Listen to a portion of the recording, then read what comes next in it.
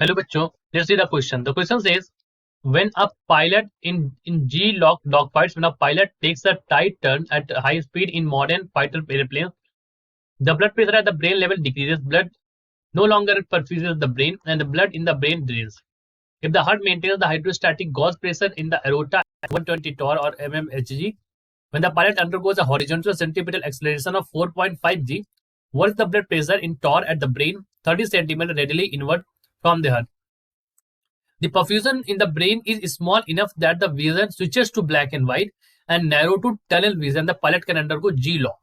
G-lock means G-induced loss of consciousness. Brain density आपको दे रखी है, ठीक है। तो दिस टेक्स प्लेस जो हमारे पायलट्स होते हैं, जब वो हायर फाइटर प्लेन्स में जो होते हैं हमारे सैनिक, उनके लिए यहाँ पर बताया गया। So they suffer from G lock, so that is about the G lock in dog fights, ठीक है।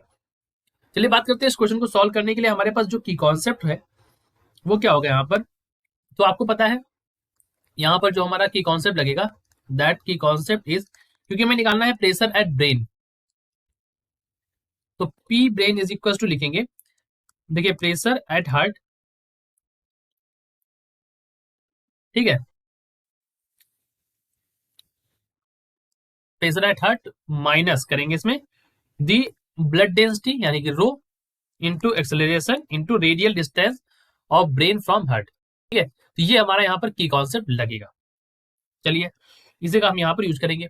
अब देखिए अकॉर्डिंग टू क्वेश्चन अगर मैं यहाँ से लिखूं तो ए इज इक्वल टू क्या दे रखा है, ए इज इक्वल टू यहाँ पर एक्सेलरेशन है वो 4.5 जी है, तो 4.5 जी का मतलब यहाँ पर हो जाएगा 4.5 इंटू 9.8, ठीक है। तो कर दीजिए 4.5 इंटू 9.8, जब आप मल्टीप्लाई करेंगे तो क्या वैल्यू आ जाएगी, यहां से वैल्यू आएगी that is equal to 44.1, okay, metre per second square. अब हमें पता है कि हमें लगाना क्या है, जो हमारा की कॉन्सेप्ट है, दैट की कॉन्सेप्ट इज कि pressure in brain is equal to, ठीक है, तो pressure at brain is equal to, heart का प्रेशर यहाँ पर 120 टॉर है, ठीक, माइनस 1.06 इंटू 10⁻³ डेंसिटी हो गई, ए यहाँ पर हो गया 44.1, सो दैट इज 44.1 इंटू 0 या 30 सेंटीमीटर दे रखा है, 30 को आप 10⁻⁻² यहाँ पर करिए, ठीक।